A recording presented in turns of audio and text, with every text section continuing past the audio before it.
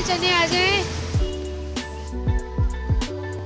मुझे धरने वालों से किसी से कोई शिकायत नहीं है, मुझे किसी ने कुछ नहीं कहा। मैं कहती हूँ अल्लाह करे वो खैर से अपने माँओं बीवियों बच्चों के पास चले जाएं, अल्लाह ताला उन पे खैर करे, हिफाजत में रखे।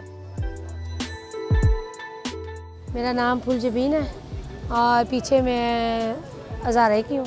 जब तक ये लोग हैं इनके साथ यहाँ पे आऊँगी, उसके बाद मेरा अपना ठीक है FC सैस के दफ्तर के सामने वहाँ मैं लगाती हूँ।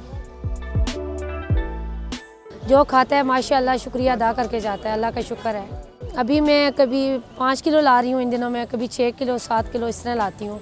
7 चने होते हैं, 7 सलाद होता है, चटनी होती है। तो रात के टाइम कभी रोटी भी ले आती हूँ, सालन भी ले आती हूँ।